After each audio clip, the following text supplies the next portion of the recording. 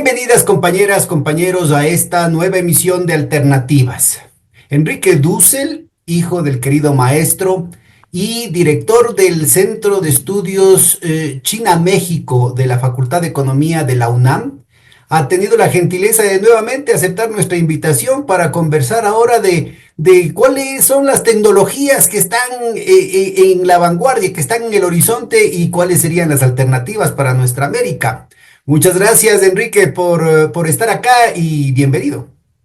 Muchas gracias, Pedro, por tu interés, paciencia y por ofrecerme este auditorio. No, Gracias. esto modestamente está a tus órdenes y sé que viniste de un evento enorme, masivo, estábamos conversando y ahora hecho con la cuestión virtual se exponencia, ¿no? Es decir, la participación, dijiste 8.000 participantes discutiendo los problemas de América Latina, los problemas de China, los problemas geopolíticos mundiales. Cuéntanos un poquito de eso antes de empezar con la materia.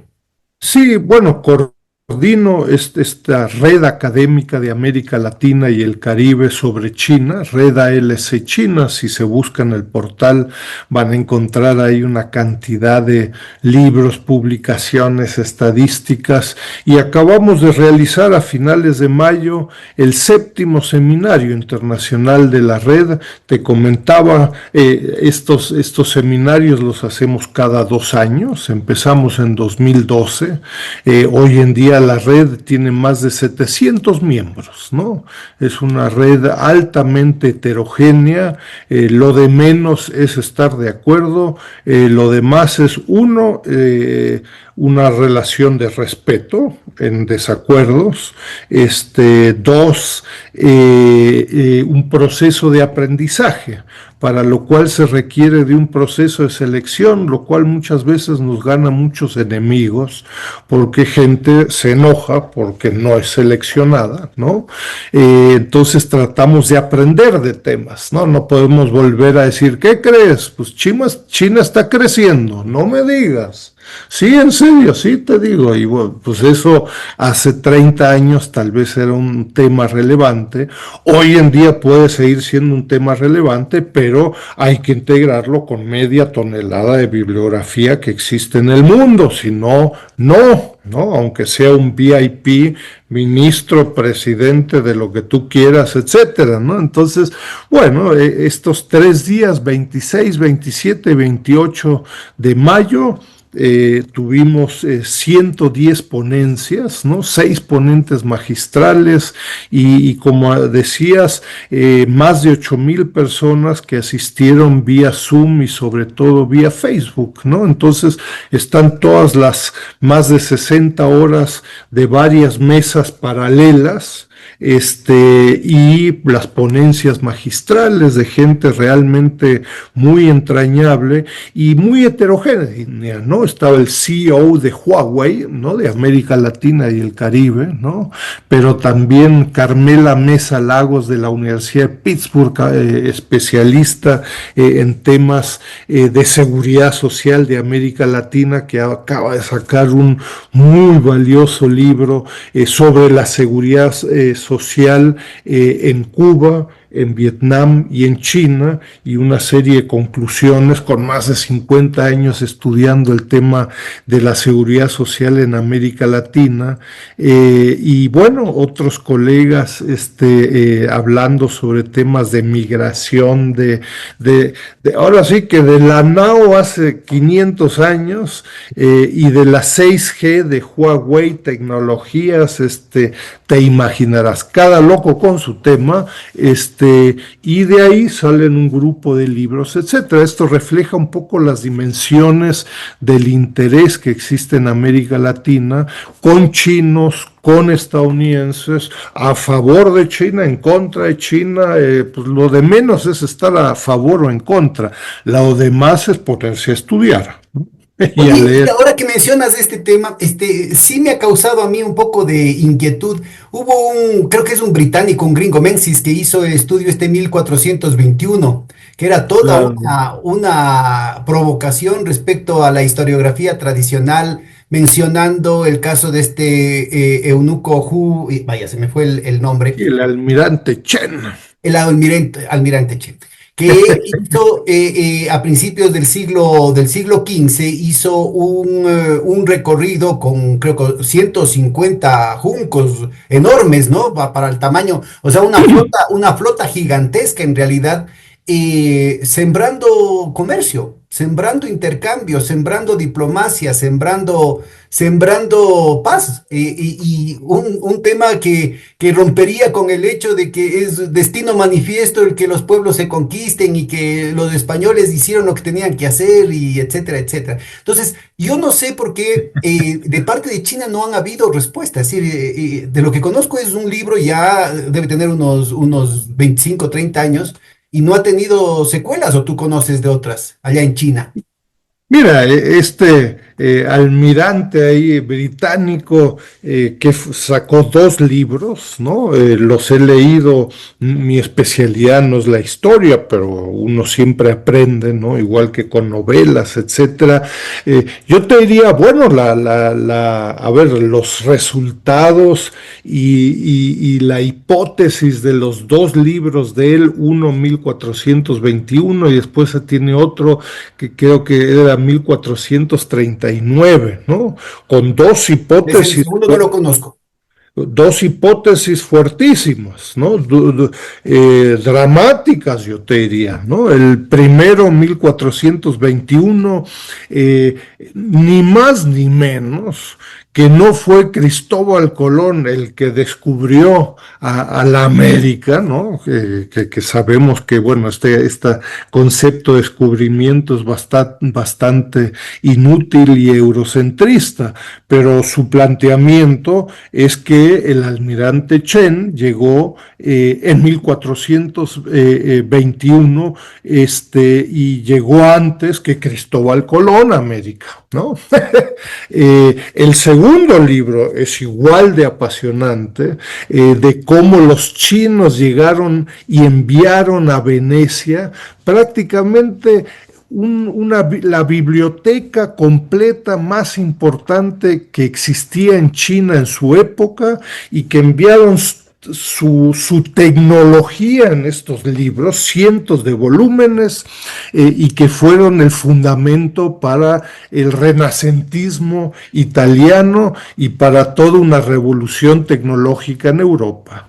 Entonces está fuerte, ¿no? En contra de dos temas que, bueno, uno no tiene que ser historiador, pero pues uno se aprende de memoria, la niña, la pinta y etcétera.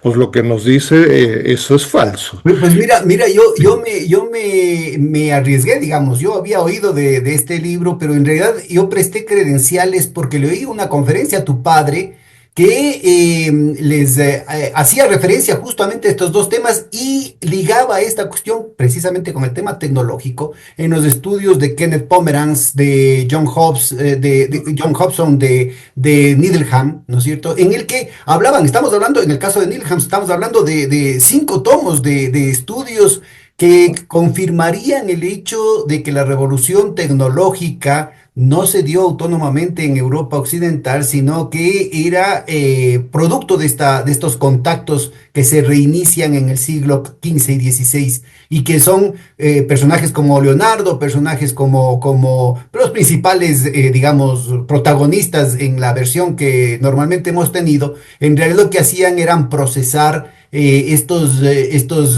nuevos conocimientos que estaban llegando con estas oleadas muy puntuales, que no tuvieron continuidad ni sistematicidad en una relación entre Oriente y Occidente. ¿Cómo entiendes tú, visto la cosa en perspectiva? Mira, de nuevo, están estos dos tomos de este almirante británico, apasionantes, muy interesantes. Lo que me dicen mis colegas historiadores es que el sustento histórico y empírico para llegar a las conclusiones de los dos libros son muy débiles, ¿no? Entonces, esto en los medios de los historiadores, no solo en América Latina, sino que en China, en Estados Unidos y en otros lugares, en Europa, no han sido tomados muy en serio porque no tiene sustento, ¿no? El tema de que en China ya hubieran llegado, se hubieran elaborado ciertos mapas de América antes que en Europa, antes que Italia, España, etcétera. Pareciera que eso no tiene mucho sustento. Ojo, lo que sí tiene mucho sustento es lo que tú señalabas con todo un grupo de historiadores que usualmente se consideran como de California, de Estados Unidos, con Pomeranz y muchos otros, donde me parece que tienen un debate muy nutrido sobre intercambios de tecnologías específicas, del dinero a la pólvora, en fin, a docenas de tecnologías específicas que permiten apuntalar ciertos avances tecnológicos en Europa y que por cuestiones endógenas en China no se dio. ¿No? Yo dejaría ahí, ¿no? No soy el experto historiador sobre estos temas, pero yo os invito mucho a leer estos dos libros con un grupo de hipótesis muy fuertes, ojo, con poco sustento empírico, ¿no? Bueno, pero yo pongo como contraste, porque eso sí le he chequeado, el texto de John Hobson, que es bisnieto del John Hobson que inspira a Lenin a escribir El imperialismo, fase superior del capitalismo, y que tiene un análisis detallado con mucha bibliografía y mucha documentación respecto a la revolución industrial y la presencia de ingenieros chinos en torno a la instalación de las primeras máquinas de vapor en las minas británicas, ¿no? Entonces, ese es uno. Conozco también el trabajo de Kenneth Pomeranz, que tiene también muchísima documentación y que plantea otra línea de investigación que rompe con toda la idea de un occidente con permanente ventaja en términos de innovación y que al contrario marca claramente que hubo un eclipse chino de un par de siglos, sobre todo en torno a las guerras del opio, y el tema de Needham, que ese sí yo le he estado hojeando, por ahí me pirateé unos libritos, y ese sí es enciclopédico, ¿no? Es decir, ese sí ya Yo me estaba parece. justo agarrando acá, atrás mío está este fantástico libro también de Giovanni Ah, Arrighi, de Arrighi, de Adam Smith Adam en Smith Beijing. en Beijing, ¿no? Y después el de André Gunther Frank, Reorient, que son dos libros, pero es otra la discusión, Claro, no es porque son si más interpretativos, ¿no? A lo que yo me refiero es a este temita que vos mencionabas, que la debilidad de estas propuestas del almirante británico es la falta de documentación. En cambio, en estos otros temas, que son específicamente nuestra convocatoria de esta noche, que es el tema tecnológico, así es. que son absolutamente abrumadores en términos de documentación. Así es, pero es otra la discusión que los otros dos libros de 1421 de quién llegó Así primero es a América verdaderamente, Latina. verdaderamente un poco inconsecuencia, digamos, sin mayores consecuencias, porque el tema es cuándo se establece una relación sistémica, ¿no? Y eso no se estableció con el mundo chino. Entonces, Así es. el segundo, que es el que yo había oído a tu padre, ese es el que me tenía a mí, que no lo conozco, no lo he encontrado ese texto, pero me parecía muy sugerente. Porque yo he venido manejando aquí a completo esta cuestión y me callo, el tema de que con matrices de insumo producto tú puedes demostrar que el verdadero impulso a la revolución industrial inglesa no fue tanto el ingenio de los ingleses cuanto el trabajo esclavo en el sur de los Estados Unidos, ¿no? Entonces, pero bueno, eso lo dejemos por lo pronto para conversar en algún otro momento. Vamos a lo nuestro. El tema de la tecnología. Bueno, después de este eclipse, este siglo de humillación, producto de introducir a cañonazo limpio la drogadicción en China por parte de los británicos, incluyendo la corona británica. La Revolución China funda los cimientos para un renacer que empieza a cosechar sus frutos ahora con una China en la vanguardia tecnológica en casi todos los frentes. Cuéntanos. Mira, yo iría, ahora sí que iría de adelante para atrás, del 2025 para atrás, ¿no? Uno, es importante recordar, a mí me parece, en los 1970s, Deng Xiaoping me parece muy importante para comprender a la China del 2025, ¿no? Después del caos, la debacle, enfermedad del propio Mao en fin, condiciones realmente paupérrimas en China en los 60s y 70s, ¿no? Yo te recuerdo, Deng Xiaoping, muy humilde, siempre bajo la sombra de Mao Zedong, sus obsesiones, entre otras, bueno, pues son el tema de la educación y de la tecnología. Y empieza desde los 70s a reconstruir institucionalmente una cantidad de instituciones universitarias, académicas, con un grupo de prioridades que hoy en día son impensables, ¿no? Hay un libro ahí en fin, un mamotreto de 600, 700 páginas de Ezra Fogel de la Universidad de Harvard sobre justamente esta época y una autobiografía de Deng Xiaoping, y donde plantea, en fin, en estas épocas estamos hablando de una China donde prácticamente no había estudiantes universitarios. Para nuestra audiencia, Enrique, disculpa, recordemos a los más jóvenes que en los años 60, Mao, que estaba en un bajón, retorna a la vida política con venganza, con la revolución cultural, y esa revolución cultural movilizó sobre todo a la juventud en una propuesta verdaderamente anticulturalista y antiinstitucional que prácticamente destruyó el sistema universitario, el sistema de investigación en China, ¿no? Y Entonces, buena esta parte del reconstrucción a la que hace referencia Enrique es verdaderamente titánica, es prácticamente de cero. Estamos hablando de que la China ahí a finales de los 70, principios de los 80, tenía alrededor de 200,000 estudiantes en las universidades. Hoy estamos hablando de docenas de millones de estudiantes, etcétera, pero simplemente no existían las universidades, ¿no? Entonces, con Deng Xiaoping se empezó a crear la CAS, con una S, la Chinese Academy of Sciences, ¿no?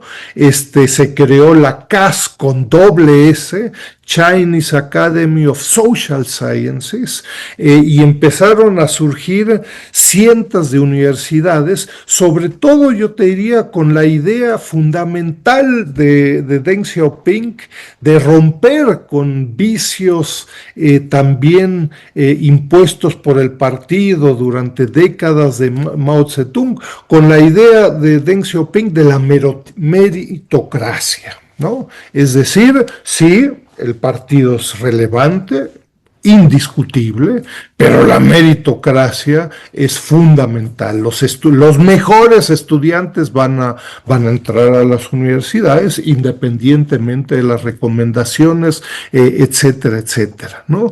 Entonces, en fin, se dice fácil para un país que en su época tenía 700, 800 millones de habitantes, hoy en día son casi 1.400 millones de habitantes, pero en fin, reformar todo este sistema educativo universitario y orientado hacia la tecnología. Yo te recuerdo, los líderes y el liderazgo del Partido Comunista de China han sido, con muy pocas excepciones, todos ingenieros, ¿no? Entonces el tema de la tecnología, de la independencia tecnológica, por supuesto que de los países capitalistas, del occidente, de Estados Unidos, la Unión de Europa, por supuesto, pero también de la Unión Soviética, porque Mao se dio cuenta muy rápido en fin, pues esta coalición, cercanía ideológica, etcétera,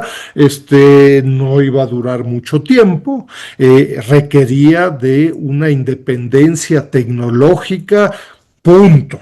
de todos, para lo cual requería, en fin, de una China donde más del 50-60% de la población estaba todavía debajo del nivel de la pobreza absoluta, en paralelo desarrollar tecnologías propias, ¿no?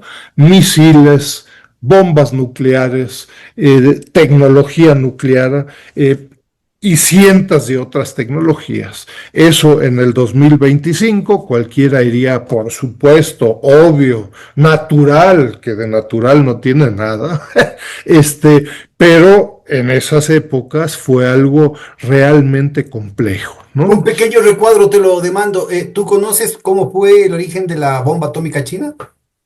No, no, no. Hay discusiones. No soy especialista. Pareciera que tiene que ver también con científicos chinos que estuvieron en Estados Unidos, regresaron a China.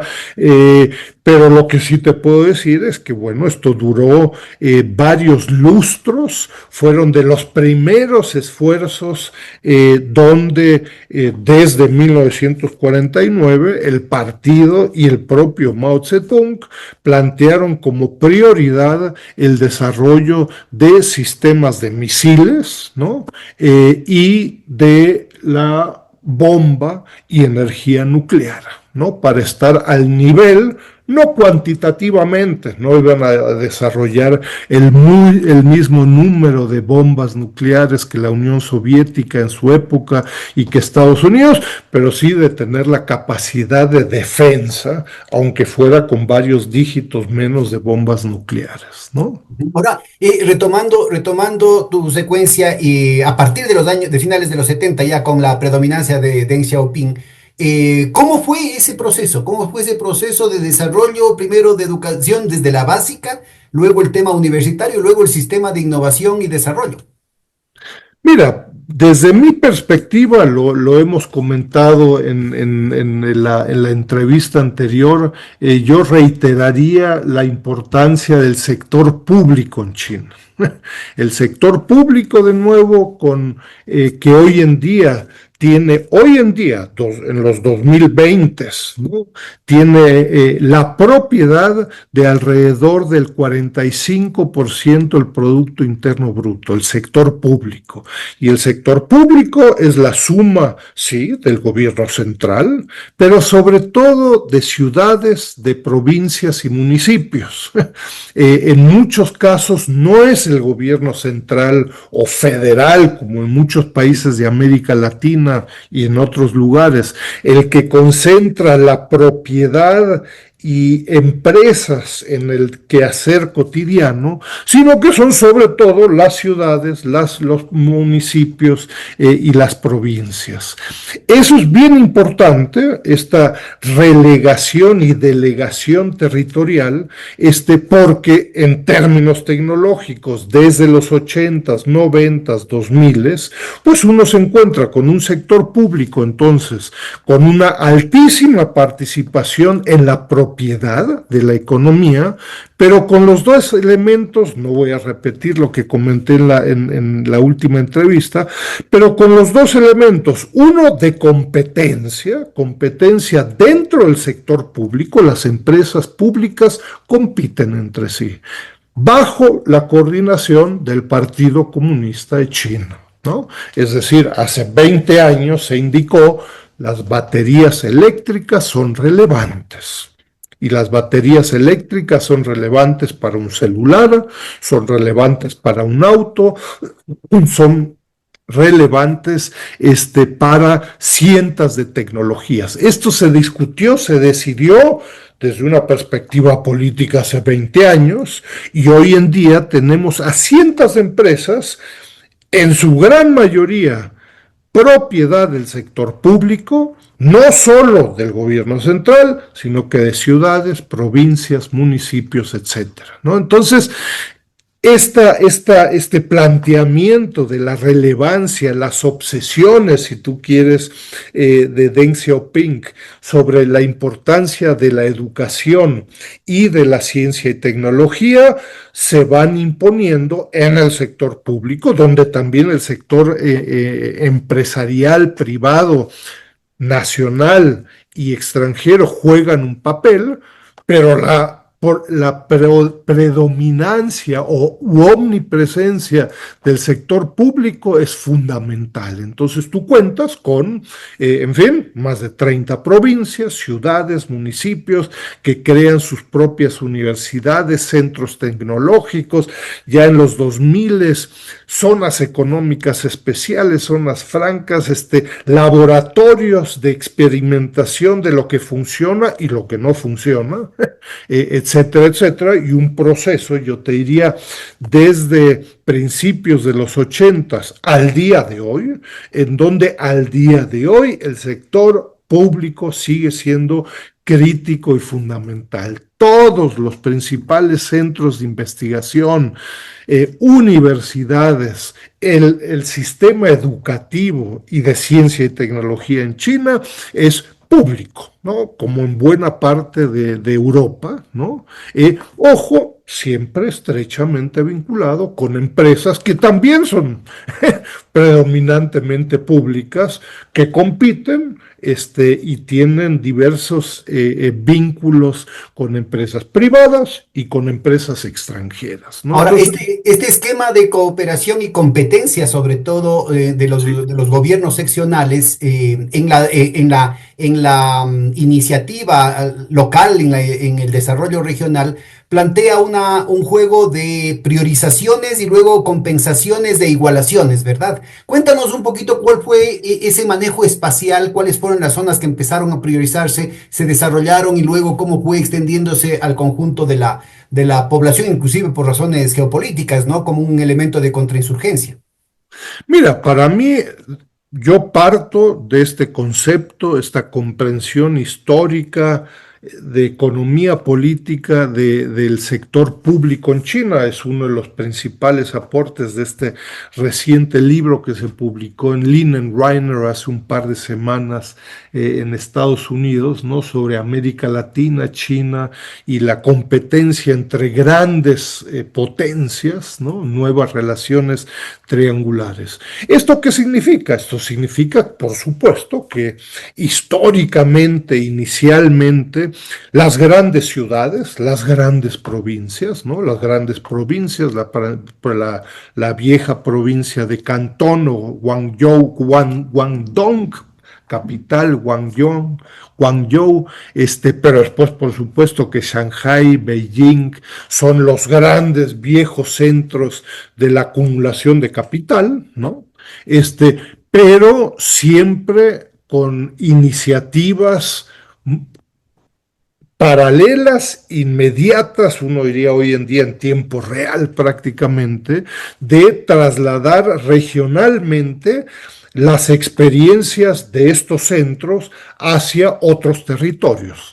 Se dice fácil, se hace bien difícil. Digo, en América Latina estamos llenos de, en fin, países enormes, Argentina, Brasil, México, Colombia, en donde pues todo está concentrado en 2 o 3 provincias, 2 o 3 territorios, y el resto es tierra incógnita, ¿no? Eso hubiera sido, si tú quieres, lo normal, natural en China, se empujó con un enorme esfuerzo, y a mí me parece que eso tiene que ver con el núcleo del pensamiento, entre otros de los planteamientos de Deng Xiaoping en el propio Partido Comunista de China, es el tema de la meritocracia. Es decir, cómo ascienden los políticos dentro del propio Partido Comunista de China según sus resultados socioeconómicos, ¿no? No solo quien sea, y yo te diría en muchos casos probablemente, pues quien sea el mejor intelectual o el mejor pensador o el mejor etcétera, sino que cuáles son tus resultados en la erradicación de la pobreza, en el incremento del Producto Interno Bruto y en una cantidad de indicadores socioeconómicos. Es decir, el gobernador de la provincia o a nivel municipal o de la ciudad, etcétera, tiene que hacer un esfuerzo particular en esta meritocracia dentro del partido para destacar. Y como dicen, y si no, pues no, pues quedas en la media pues no destacas, etcétera, etcétera, ¿no? Entonces, reitero, el tema educativo de ciencia y tecnología vinculado con un sector público que tiene la propiedad en el sector agrícola, en la manufactura, de invitar a inversión extranjera directa de N países, pero de aprender y endogeneizar la tecnología y no quedarse como buena parte de América Latina. México es un buen mal ejemplo si tú quieres, ¿no? Donde tenemos masiva inversión extranjera directa, pero sin vínculos con la industria nacional Lo que en doméstica. algún momento se llamaba la desagregación tecnológica. Bueno, pues las islas tecnológicas, hay muchos, yo he trabajado al respecto sobre la falta de endogeneidad territorial, etcétera. Entonces, de nuevo, ingenieros que logran integrar a los ingenieros a nivel local y territorial en las empresas extranjeras, aprender e integrar esos aprendizajes en sus propias empresas públicas y privadas en muchos otros casos, ¿no?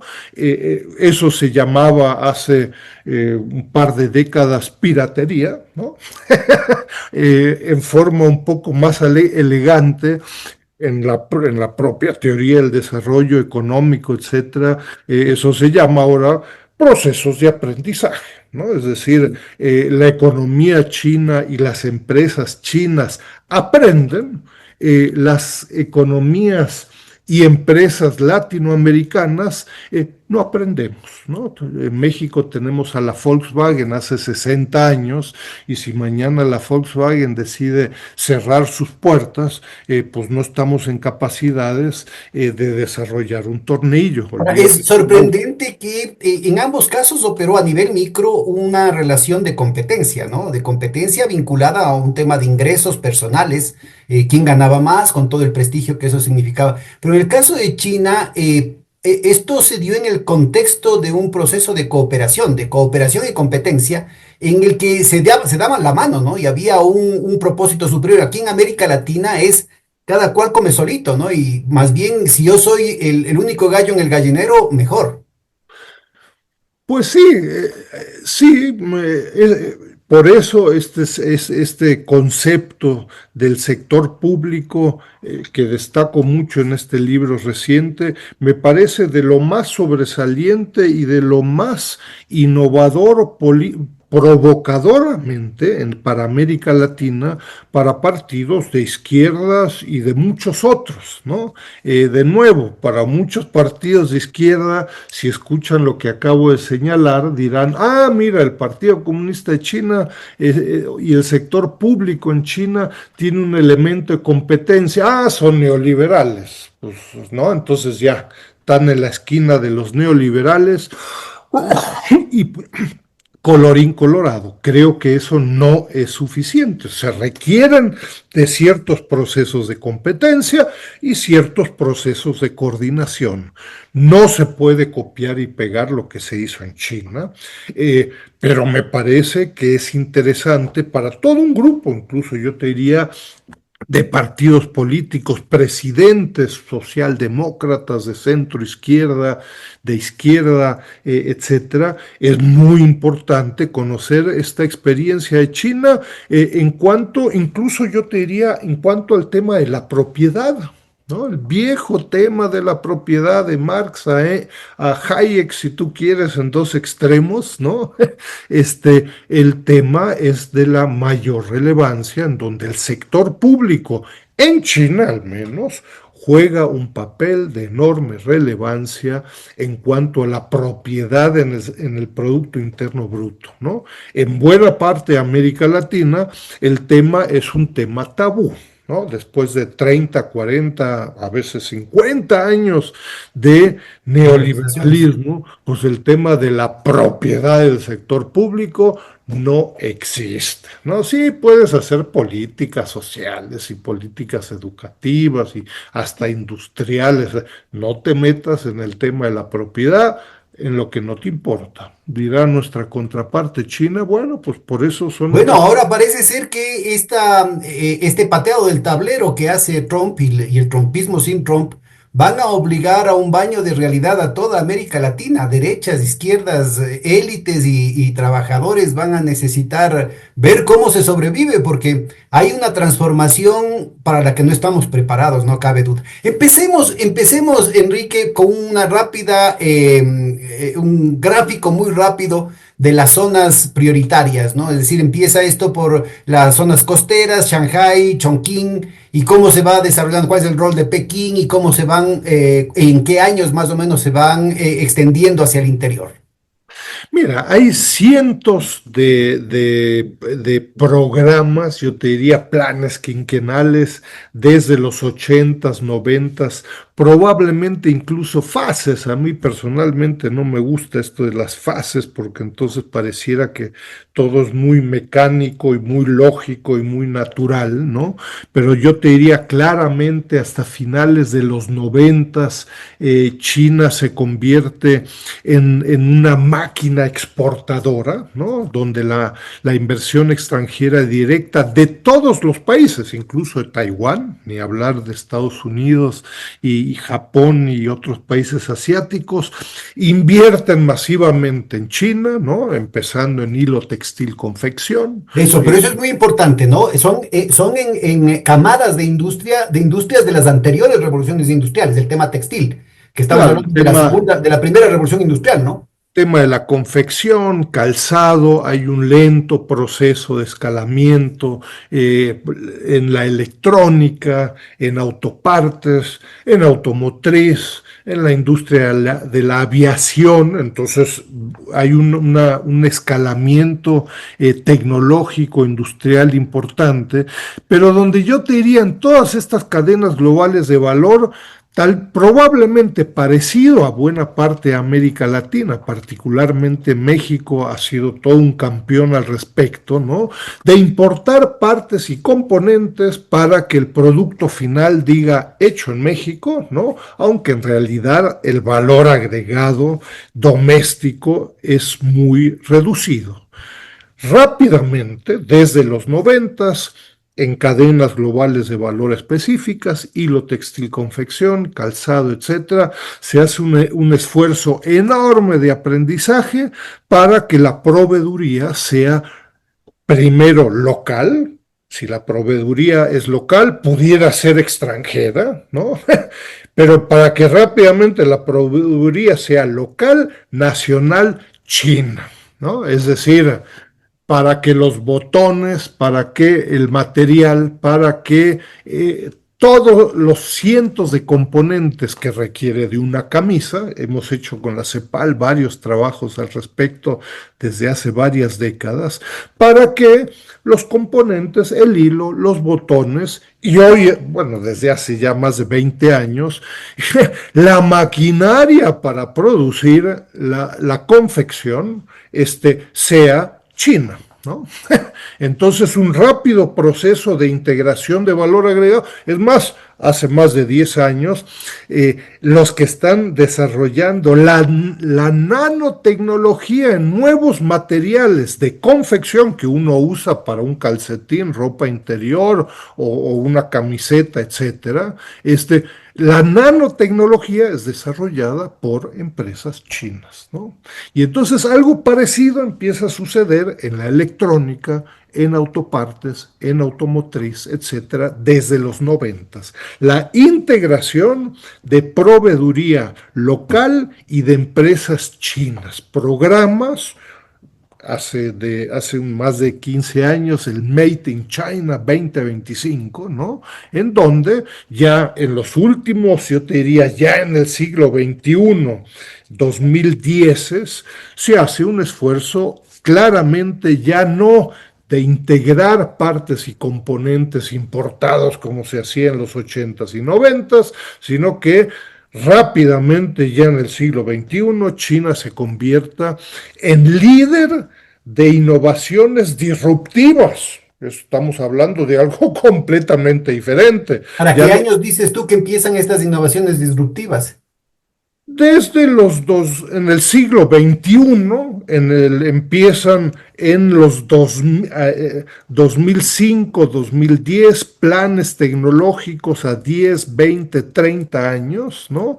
En cadenas globales de valor cada vez más sofisticadas. Yo recuerdo debates con colegas donde algunos colegas decían, no, hombre, ¿cómo que van a ser China? ¿Cómo que va a competir en la cadena global de autopartes automotriz? Pues esto está muy establecido claramente, pues ahí son las empresas estadounidenses, producen 30, 40% de los autos, los japoneses, los europeos, ahí no hay espacio para China. Hoy en día China está produciendo casi el 35% de los autos a nivel global, el doble de lo que produce Estados Unidos y la Unión Europea. Entonces, todo esto en un proceso muy rápido, ¿no? Entonces, pero lo nuevo, yo te diría, en los últimos 15, 10 años es ya el claro planteamiento de China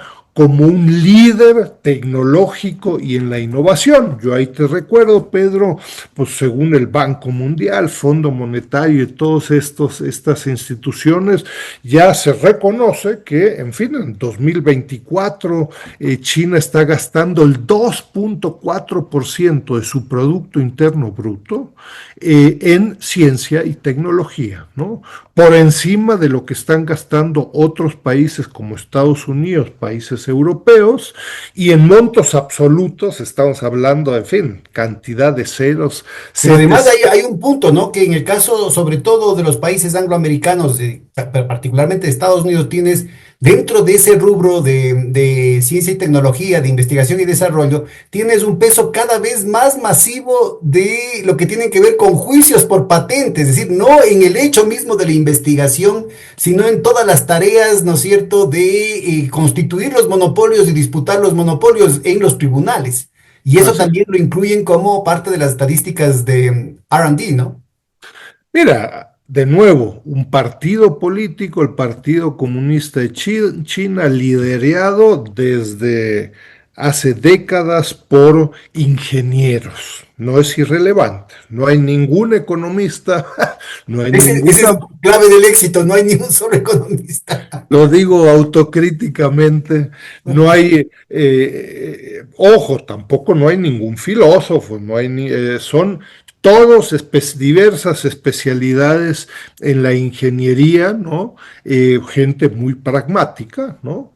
Y entonces yo te diría, a ver, con una enorme capacidad, uno, de aprendizaje, en el siglo XXI docenas de directorios. Hay directorios donde, en fin, el partido, diversas instituciones del partido en los últimos 10 o 15 años, particularmente el Ministerio de Industria y de la Información, el MIIT en inglés, ¿no? Establece periódicamente, anualmente, cadenas globales de valor que son relevantes desde una perspectiva estratégica nacional. Te imaginarás, en los últimos años, el tema de semiconductores, inteligencia artificial, nanotecnología, robotización, en un país de 1.400 millones de habitantes. Uno diría, ¿cómo que robotización? Pues si lo que te sobra es fuerza de trabajo. Más del 50% de los robots industriales existen en China, ¿no? Es más que Ahora, todos los países. aparte del rol de la propiedad pública que mencionabas y de la competencia y cooperación de los gobiernos seccionales, ¿cómo compararías, cómo distinguirías la experiencia china? ¿Cuánto aprendió de la experiencia japonesa y en cuánto se distingue de la experiencia japonesa mientras duró, ¿no? Hasta principios de los años 80. Mm. Mira, a ver, enorme capacidad de aprendizaje, yo te diría hasta finales de los noventas, de terceros países, a ver, cientos de miles, si no es que millones de estudiantes chinos estudiando en Estados Unidos, en la Unión Europea, en Japón, en Corea, etcétera, etcétera, integrando este conocimiento paralelo a masivas inversiones. China fue por mucho tiempo el principal destino de la inversión extranjera directa global. En los 90 hasta los 2010, 2015, capacidad de aprendizaje vía proveeduría, etcétera, y siempre con la intención, independencia nacional, tenemos que no podemos seguir dependiendo de proveedores externos, extranjeros, y ni hablar desde 2017 no podemos depender de Estados Unidos. Y en la primera presidencia de Trump, pues Trump nos dice, les vamos a poner barreras, no van a tener acceso a alta tecnología, a semiconductores, a software para producir semiconductores sofisticados, etcétera, etcétera. Entonces, una enorme capacidad, yo diría una esponja institucional, en donde queda muy claro que la tecnología y el liderazgo tecnológico va a ser el meollo en este Great Power Competition, en la competencia desde que así se denominó, por cierto, en el primer año de la presidencia de Trump, ¿no? El Great Power Competition. Estados Unidos reconoce que hay muchos países, ¿no? Hay dos significativos. Estados Unidos, por supuesto, pues el buey adelante para que no se espante, como dicen, ¿no? Y la República Popular China. El resto hoy son secundarios, la India, Brasil, Rusia, etcétera. Esos dos países tienen un sistema político y tienen un sistema económico diferente, que están compitiendo económicamente, políticamente, y particularmente por el liderazgo en la innovación. No sé si conozcas ahí, Pedro, lo revisé para tener este diálogo hoy, pero este fantástico documento relativamente reciente del 2024 de esta ASPI, ¿no? De los Ah, de australianos. los australianos, que antes, hace 20 años, China creo que tenía 6 puntos liderazgos, o sea, seis Tres. sectores, tres liderazgos, ahora tiene 54 de los 60, ¿no? Más, a ver, ASPI es las siglas significan Australian Strategic Policy Institute, ¿no? Es un instituto de estudios estratégicos australianos, ¿no? Entonces lleva varias décadas estudiando lo que ellos consideran tecnologías críticas, siglo XXI. Desde inicios del siglo XXI, el último estudio en 2024. En el último estudio de 2024 destacan 64 tecnologías críticas, núcleo, que son fundamentales, de autos eléctricos a inteligencia artificial, a semiconductores, 64, ¿no? Entonces parten en su primer estudio de 2003 a 2007, de las 64 principales tecnologías, 60 eran empresas estadounidenses, es decir, una predominancia estadounidense clarísima. China tenía liderazgo en 3. Estamos hablando, primer análisis comparativo, 2003-2007.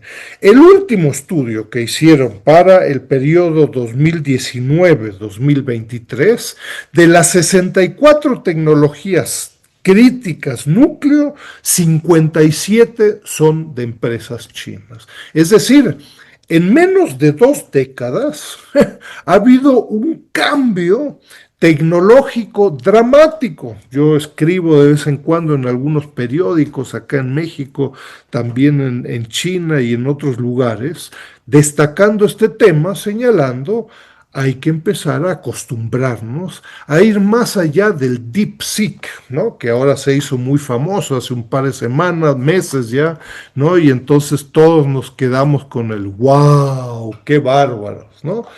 Hay miles de empresas que están detrás de DeepSeek, de BYD a Huawei, a ZTE, a SAIC, a BAIC, Alibaba, miles de empresas que están detrás de estas 57 tecnologías críticas que van a empezar a tener presencia en México, en Colombia, en Argentina, en Estados Unidos, etcétera, etcétera, ¿no? Es decir, un impacto, yo te diría, de este desarrollo tecnológico por parte de China, espectacular, como lo hemos visto pocas veces en la historia del capitalismo en menos de 20 años, ¿no? El liderazgo de nuevas tecnologías de empresas chinas en donde el sector público juega un papel sustantivo, yo diría, resultado de este estudio, de este libro, omnipresente, ¿no? Ahora, pero hay un pequeño detalle,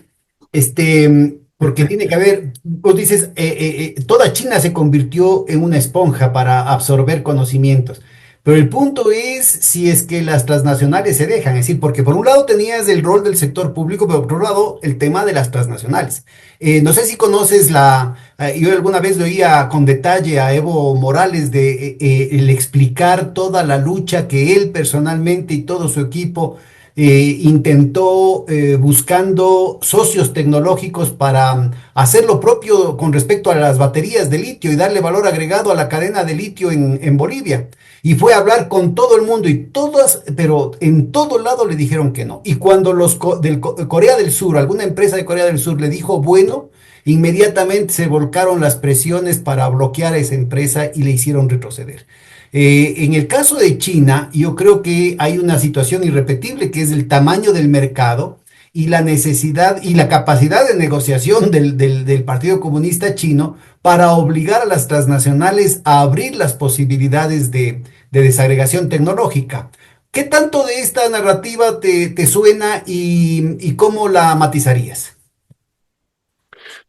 A ver, son dos temas, ¿no? Uno es, eh, yo te diría, desde una perspectiva filosófica, existencial, de desarrollo, desde el propio Partido Comunista de China, la importancia de la educación, de la tecnología y de que no podemos depender de nadie más que de empresas chinas, ¿no? Y esto en los últimos 7, 8 años en forma dramática, ¿no? Es decir, desde que Estados Unidos le dijo a China, no te voy a dar acceso a semiconductores, no te voy a Claro, dar pero acceso. perdón un ratito, entonces déjame, califico el tema. Yo estoy hablando de las primeras décadas, ¿no? Porque es obvio que en algún momento Occidente y los gringos de manera muy particular se dan cuenta de que se les fue la mano y empezaron a tratar de recoger la leche derramada. Pero el problema es que al principio sí accedieron, ¿no? O sea, estoy hablando de estos de los años 90, de principios de los 2000, sí accedieron a la desagregación tecnológica. Después es lo que empiezan a cerrar la puerta. Sí, pero Pedro, yo ahí de nuevo insistí desde el principio, las obsesiones, si tú quieres, de Deng Xiaoping, ¿no? En cuanto a la relevancia de la educación y de la tecnología, ojo, no solo como un tema ético, ¿no? Que es relevante, ¿no? Sino como un tema de país, de desarrollo en el corto, mediano, largo plazo, y eso implica un presupuesto, eso implica esfuerzos institucionales, etcétera, etcétera. Uno. Dos, yo te diría, como tú planteaste hace un momento, la negociación con las empresas extranjeras e incluso las privadas chinas. Yo recuerdo la historia hace, pues ya tiene 40 años, ¿no? Los primeros trenes rápidos de Siemens, ¿no? Cuando uno llega a Beijing, al aeropuerto, pues hay un tren rápido, 30 kilómetros, que te lleva del aeropuerto a la capital, Siemens, ¿no? 30 años, más de 30 años. Dicen las malas lenguas, ¿no? que ese tren lo armaron y desarmaron innumerables ocasiones. Ojo, Siemens hizo durante varias décadas muy buenos negocios en China, ¿no? Vendió, exportó, etcétera, etcétera. Claro, Después de 20 años, no en el 2025, ya hace más de 10, 15 años, pues la competencia entre Siemens con las empresas chinas públicas, todas, en trenes, en metros, en trenes rápidos, pues no existe ya competencia con las empresas europeas, ¿no? La tecnología hoy en día la impone China, ¿no? En todos estos sectores tienen estas empresas la capacidad de hacer proyectos de infraestructura en América Latina, no tienen competencia europea, mucho menos de Siemens, etcétera, ¿no? Entonces, yo te diría, no quiero hacer una caricatura de un proceso de desarrollo, pero las empresas extranjeras se beneficiaron enormemente durante décadas, mientras que los ingenieros chinos endogeneizaban, integraban las experiencias con proveeduría, con tecnología china. Ojo, pero no solo fue copiar y pegar, sino que copiar, pegar y mejorar. Digo, los trenes chinos hoy en día no van a 100 kilómetros por hora como Siemens hace 40 años. Hoy en día están, en fin, yendo a casi, están Mach, haciendo a 600 kilómetros por hora. Digo, si se para una mosca en el riel, no te cuento, ¿verdad? Pero entonces, no es copiar y pegar, sino que es copiar, pegar y mejorar. Y de pronto, pero déjame te y lo pregunto. mismo se reproduce en autopartes, automotriz, Ya electrónica. vamos a ese punto. Todavía en la parte metodológica general, te lo pongo lo mismo, pero de manera más picosa. Suponte, o por supuesto, es todo un supuesto, y vos me responderás como creas conveniente, que un gobierno mexicano te pone a vos personalmente a cargo de este proceso de incorporación tecnológica a partir de la maquila que existe en México. ¿Qué impediría que se pueda repetir un proceso similar en México? ¿Es solo falta de voluntad política? ¿Es actitud? ¿Es falta de técnicos mexicanos? ¿Qué es lo que sucede? Bueno, yo te diría en forma chusca, no irrelevante, en los 1980s, a inicios de los 80s, China, el sector público chino, envió una delegación de alto nivel a México para aprender en el mundo qué era lo más sofisticado de las maquilas a nivel internacional. Pues lo más sofisticado era México. Estuvieron varios meses en México, en la frontera de México, para apuntar, copiar y pegar lo que había que hacer, porque ese era el estado del arte en su época. Ojo, hoy en día vienen a México para copiar y pegar lo que no hay que hacer, porque México se quedó estancado 40 años en la misma estructura de importar y pegar, importar y exportar con poco valor agregado, ¿no? Entonces, a ver, América Latina, digo, podríamos hacer otro programa al respecto, pero yo te diría, a ver, conozco el caso sobre todo de Centroamérica, México, el Caribe, algunos países adicionales. Uno, buena parte de los incentivos económicos son para importar y exportar.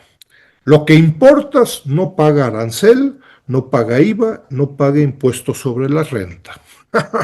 Si tú quieres desarrollar algo con ciencia y tecnología latinoamericana en un país, ¿qué crees? Pues eso sí paga arancel, eso sí paga impuesto de IVA y impuesto. Entonces, imagínate lo perverso.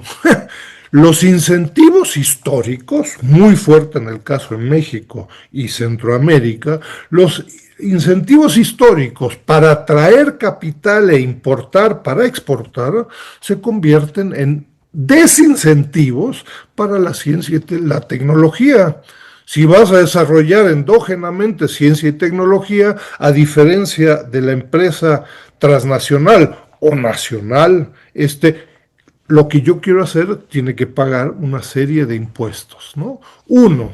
Dos, te vas a encontrar con muy fuertes intereses en contra de ello, porque, a ver, vamos a transitar hacia un proceso endógeno. Bueno, entonces eso significa que los incentivos históricos pues van a empezar a dejar de ser relevantes.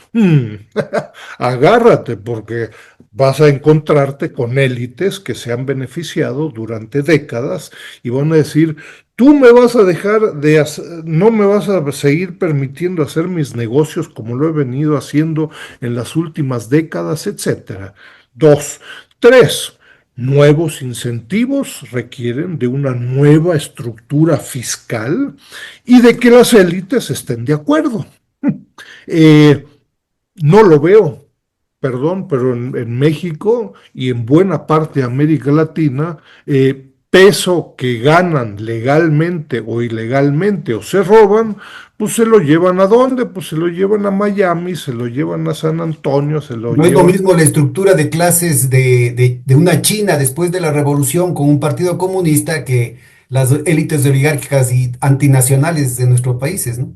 Digámoslo así, que en muchos casos, no estoy diciendo todos, pero muchas de las élites, pues son las que menos creen en nuestros países, ¿no? ¿Por qué la tasa de ahorro en nuestros países es tan baja?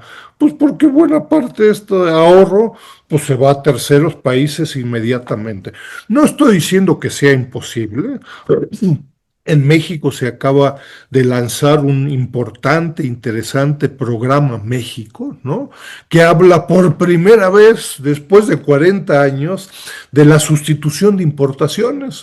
Era una palabra prohibida, ¿no? ¿Cómo que sustitución? Eso era remontarte a Raúl Prebisch en los 60 y era prohibido. Sustitución de importación, claro, pero por el momento con muy pocos o prácticamente inexistentes recursos. Entonces, imposible, no, nunca digas nunca, ¿no? Pero es un proceso de política y economía política bien complejo, donde llegar a que el sector público en América Latina tenga la propiedad de empresas para competir con las empresas privadas, transnacionales y nacionales, es un proceso lento, ¿no?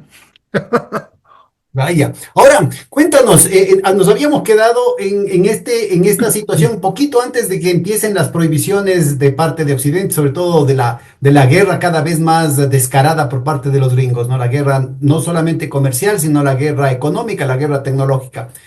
Cuéntanos cuáles son los principales objetivos, los targets, digamos, de la ofensiva norteamericana y cómo ha hecho China para hacerles, darles la vuelta y superarlos en tan poco tiempo. A ver, es un proceso con claroscuros, ¿no?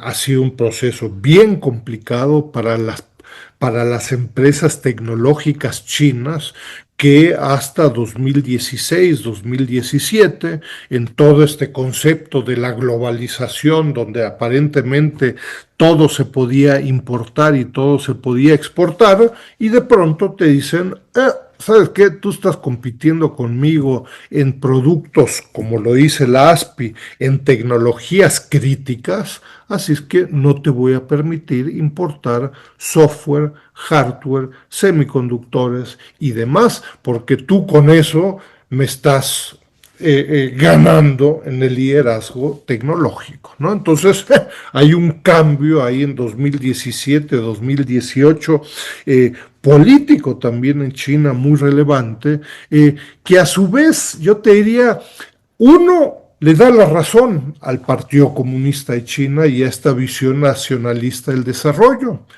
Como dicen en inglés, I told you so, te lo dije, no podía depender de las importaciones de estos países, porque en cualquier momento me dicen, no, se acabó, ¿no? Uno. Dos, un rapidísimo proceso que empieza en China de sustitución de importaciones. Requiero todavía, al día de hoy incluso, de importaciones, por ejemplo, de semiconductores altamente sofisticados, requiero todavía de esas importaciones, las tengo que hacer en China, porque cada vez que puedan me van a chantajear, ¿no? Entonces, si quiero hacer inteligencia artificial y requiero de, en fin, millones de chips y semiconductores que no me quieren dar, pues entonces tendré que depender por lo pronto de empresas chinas que todavía no están en lo último de la tecnología, están por ahí 2 años, 3 años atrás, y eso significa que, bueno, pues en vez de tener 1 millón de semiconductores, pues tendré que usar 3 o 4 millones de semiconductores que resulten más o menos en lo mismo. Entonces, con eso en China se justifica la sustitución de importaciones, la política industrial hacia empresas nacionales chinas. No puedo depender de empresas ni de importaciones ni de empresas transnacionales en China, porque en cualquier momento les pueden decir, vete de China, no le puedes vender eso a China, etcétera, etcétera, ¿no? Entonces, eso permitió en los últimos, yo te diría, desde 2017, 2018, estamos hablando de 7 años, de un mayor salto cualitativo por parte de China y las empresas chinas que han recibido masivo apoyo para lograr el salto cualitativo en estas 60 de 64 tecnologías en los últimos años, ¿no? Ojo, el costo fiscal de la política industrial es enorme, ¿no? Estamos hablando de cientos de millones de dólares en diversos sectores, ¿no? Es muy fácil decir, wow, qué bárbaros estos chinos, pues desarrollaron las baterías y los autos eléctricos y hoy en día, en fin, 60% de la producción de los autos eléctricos es de empresas chinas. Ojo, eso empezó hace más de 15 años en China, con docenas de millones de dólares cada año para empresas en ciencia y tecnología, con empresas públicas, en competencia con empresas transnacionales, con empresas privadas chinas, etcétera. Claro, después de 15 años uno diría, wow, qué bárbaros. Los que están metidos en esos temas te dirían, wow, ¿qué? Pues hace 15 años que están demostrando resultados, lo que sucede es que no se han enterado, ¿no? Lo que por ahí comentábamos en la entrevista anterior, los think tanks famosos en Washington, etcétera, pues no han hecho su tarea. Y entonces de pronto dicen, el milagro chino y el milagro de un auto eléctrico chino. ¿Qué milagro? Están trabajando hace 15 años al respecto, ¿no? Entonces, wow, DeepSeek, qué bárbaros, el milagro chino en la inteligencia artificial. Llevan más de un lustro metiéndole docenas de millones de dólares con Huawei, Alibaba, docenas de empresas, ¿no? Entonces, en fin, hay que integrarse, hay que conocer lo que está sucediendo, lo que señala la ASPI, 57 de 64 tecnologías críticas ya están siendo Oye, yo lideradas por revisé empresas ese chinas. listado de ASPI y a propósito de las sorpresas, porque además esto yo lo había leído, no voy a mencionar a uno de los expertos y relativamente favorable a la cuestión china, que planteaba que uno de los ramos en los que estaba relativamente atrasados en el tema de la aeronáutica. Y ahora nos acaban de sorprender entre la última conversación y ahora tenemos el C929 que antes era el CR. El C929. C919, sí, sí, Sí. sí. Entonces, yo creo que es interesante el hecho de que cada vez, el rato que uno medio se repone y asimila el golpe de una nueva vanguardia china en alguna tecnología, aparece otra, ¿no? Y yo creo que para completarte la pregunta, creo que vamos a conocer, se va a dar a conocer al mundo muy rápidamente una serie de vanguardias puntuales en temas de tecnología militar, ¿no? Por Mm. razones obvias. Pero cuéntanos un poquito de cuáles son las ramas en las que estarían atrasados los chinos, atrasados entre comillas, los chinos. Mira, a ver, antes de responder explícitamente a tu pregunta, yo te diría, a ver, como en todo en estas discusiones, pues uno entra en airados debates, ¿no? Y entonces el péndulo pues va de viva Estados Unidos a viva China y entonces pasado mañana todo va a ser chino, toda la tecnología va a ser china, todo va a ser... Yo sería cauto, más mesurado, vamos a seguir en un proceso de competencia entre grandes potencias, ¿no? Ojo, hay terceros países, Japón juega un papel, Corea del Sur juega un papel, la Unión Europea juega un papel, pero están cambiando las cosas, ¿no? Y este debate y esta discusión del MAGA, ¿no? Make America Great Again, pues está tratando de regresar a los 1960, ¿no? Claro, donde no existía China. Los chinos y el presidente Xi Jinping se morirá de risa y dirá, estos amigos están tratando de regresar 60 años y no se enteraron de que ya estamos liderando en 57 de 64 tecnologías. Acá ha habido un cambio sísmico, ¿no?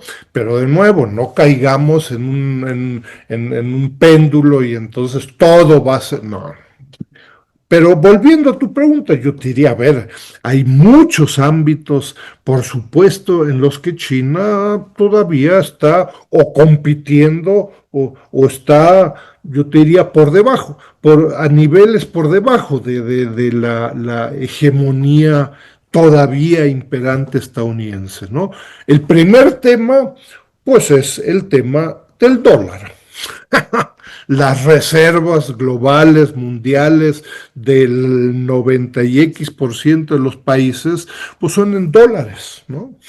La tasa de interés de la deuda estadounidense a 10 años, a 20 años, a 30 años, sigue siendo por mucho impuesta por Estados Unidos. Las posibilidades de lograr una crisis global, si realmente se cae el dólar, aumenta la tasa de interés de la deuda estadounidense, del tesoro estadounidense, ahí el yuan o cualquier otra moneda está a décadas de lo que ha logrado el dólar. Segundo, el sistema bancario y financiero, ¿no? En el sistema bancario y financiero, Estados Unidos tiene un liderazgo muy sustantivo con respecto a cualquier otro país, incluyendo China. Y después yo te diría, pues depende de la cadena global de valor específica. En telecomunicaciones, China ha logrado avances dramáticos, ¿no? En fuentes energéticas, todo indica que Estados Unidos ahora con el nuevo paquete fiscal que se aprobó el viernes, ¿no? Parece que Estados Unidos va a retroceder drásticamente en fuentes energéticas renovables, etcétera, etcétera. Entonces puede ser que ahí en algunos temas como materiales, puede Estados Unidos todavía tener liderazgos importantes, pero incluso en los sectores donde el liderazgo de las empresas estadounidenses es relevante, las empresas chinas siguen avanzando día con día en forma sustantiva, ¿no? Entonces no caigamos, yo diría, o yo invitaría al auditorio, no caigamos en automaticismos, ¿no? En mecanicismos, ¿no? eh, pero algo nuevo está pasando, ¿no? ¿Cuáles serían en ese contexto el talón de Aquiles de la economía china, tal como están ahorita las cosas?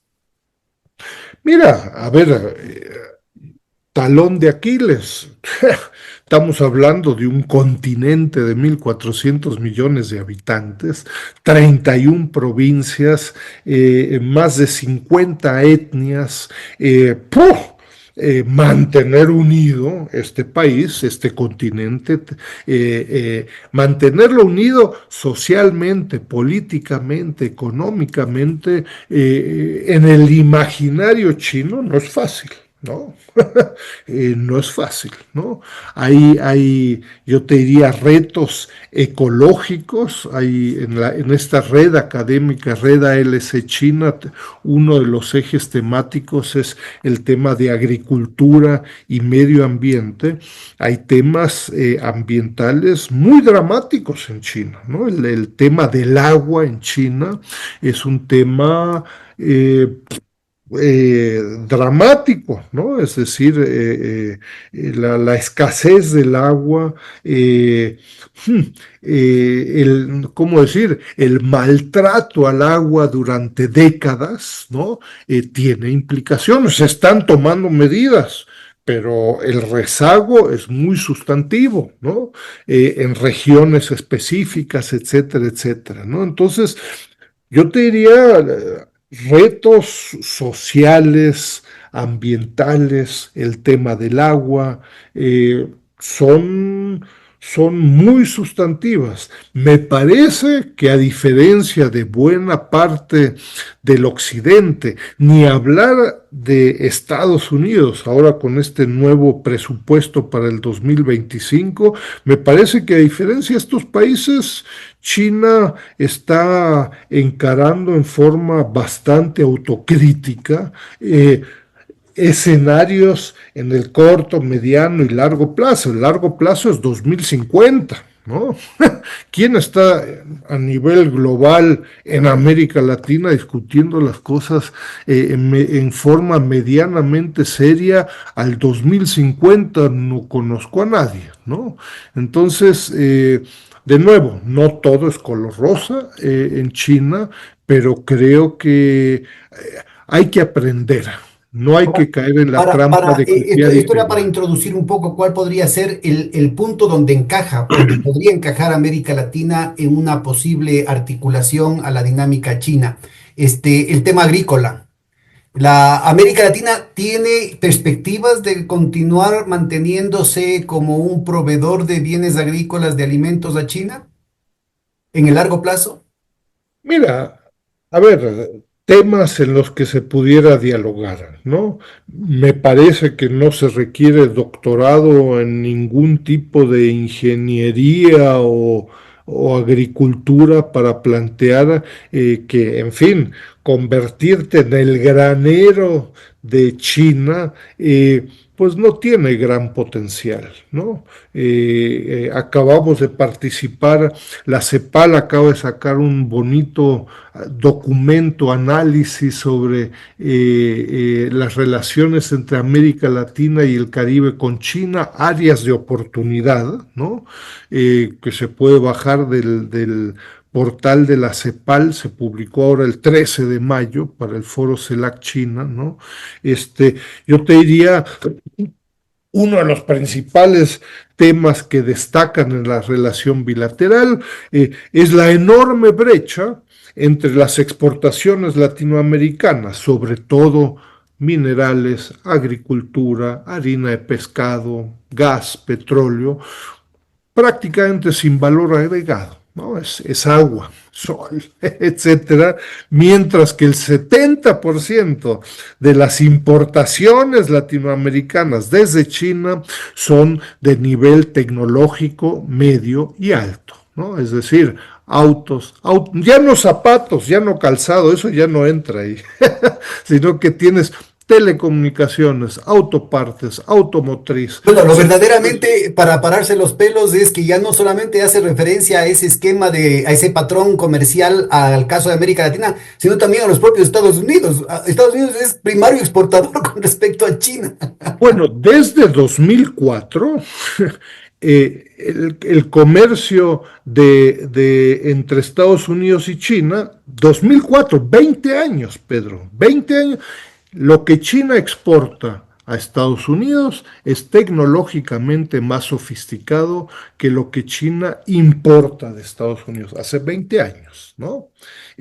Así es que tienes toda la razón. Entonces, bueno, a ver, ¿qué se puede? Bueno, verás este documento, 70 páginas de la CEPAL, se hacen toda una serie de propuestas, se encara directamente este tema, yo te diría, tecnológico de valor agregado, China, América Latina y el Caribe.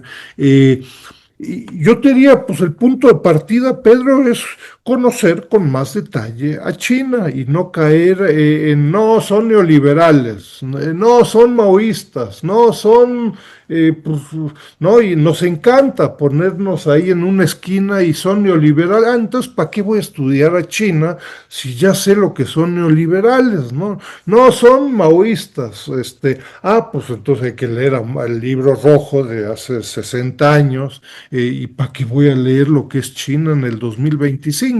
Entonces, notes el sarcasmo, ¿no? Nosotros en la red, te voy a informar, ojalá que nos pudieras apoyar, Pedro, estamos ahora empezando el 11 de agosto, ¿no? Estamos lanzando un muy provocador curso, 5 sesiones, 10 horas, ¿no? 5 lunes a las 6 de la tarde, tiempo de México, un curso de 10 horas sobre los principales planteamientos del socialismo con características chinas según el presidente Xi Jinping, ¿no? Así, pues yo te apoyo. Y no solamente eso, sino que podemos hacer unos programas de crítica a esos cursos con los expositores. No hay ningún Bueno, problema. O sea, una especie de bueno, con podcast, los una no sé especie si de lo cineforo de los cursos. pero te digo simplemente para empezar a comprender lo que se, Buenísimo.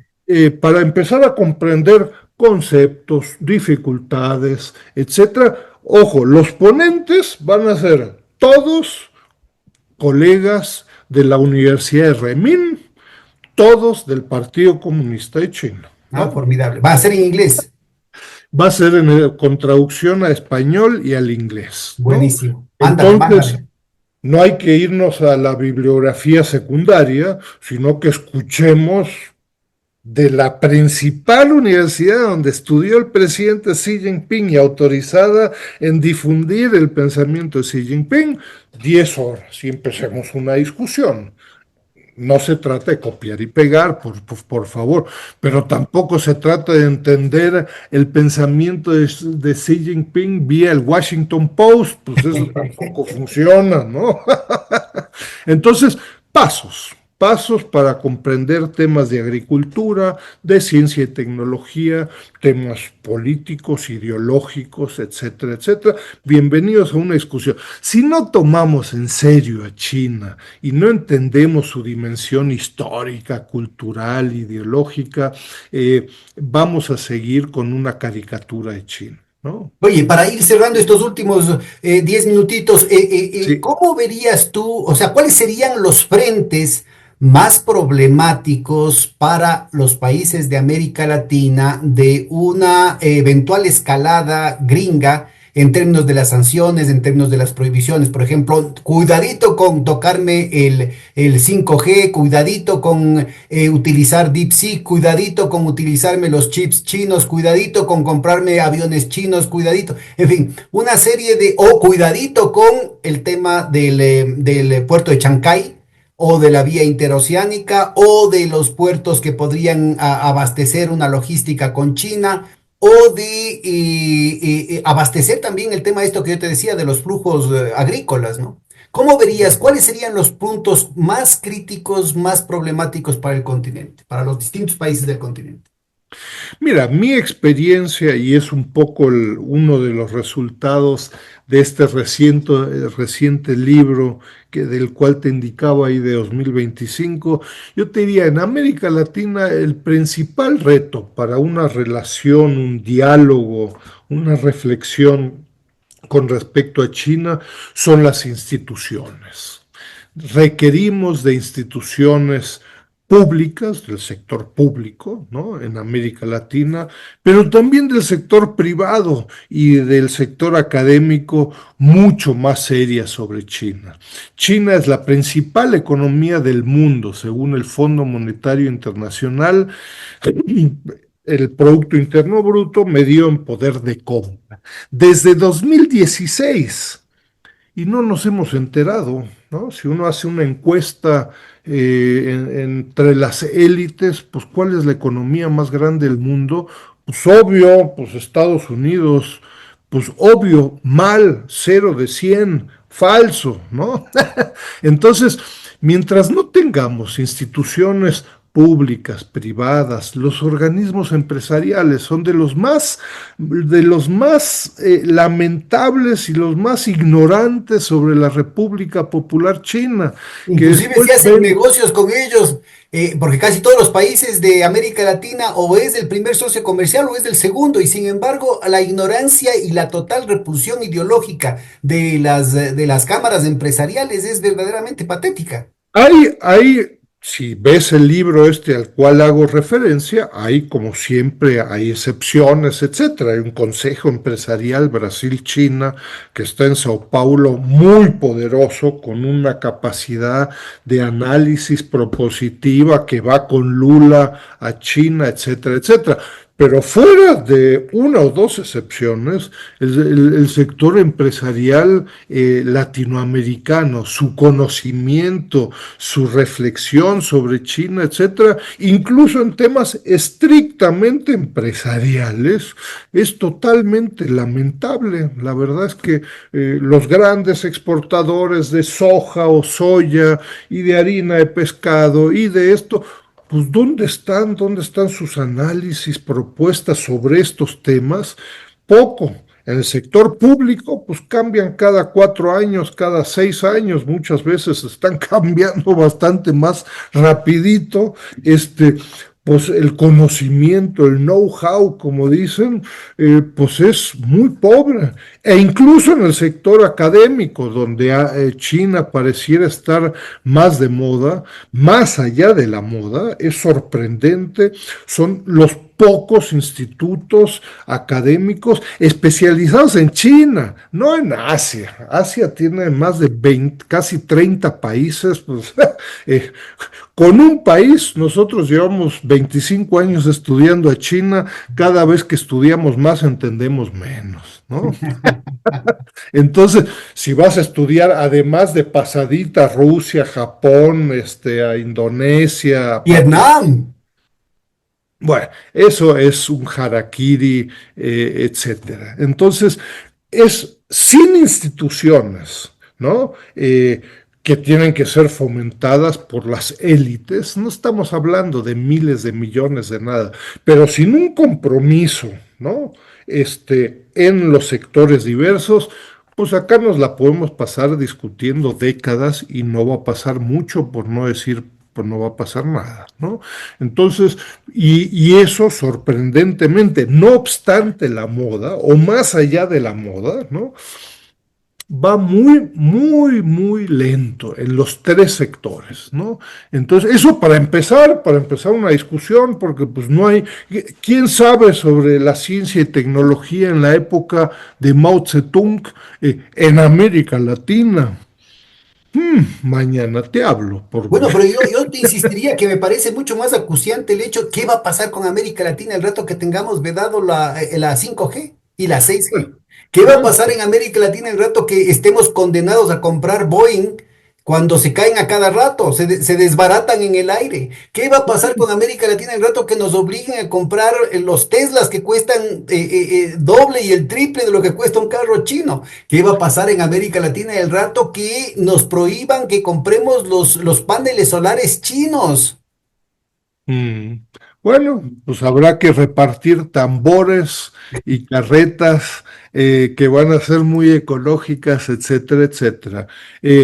Bienvenidos a temas realmente complejos y donde crecientemente se está generando un debate y una discusión de exclusividad. ¿no? Es decir, o estás con ellos y entonces estás en contra mía, ¿no?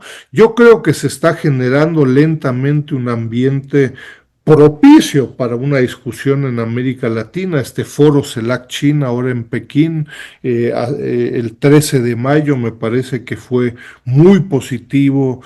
4 países, China, Brasil, Colombia y Chile, enviaron a sus presidentes para decir, este tema es de nuestra máxima prioridad, ¿no? Este, 4, ojo, y los otros no. ¿No? Pero ahí vamos, ¿no? Pero de nuevo, sin instituciones que acompañen a los presidentes, pues los presidentes se quedan solos, ¿no? Entonces, hay que empezar anteayer. Y si empezamos hoy, los resultados institucionales se van a ver en 5 años, ¿no?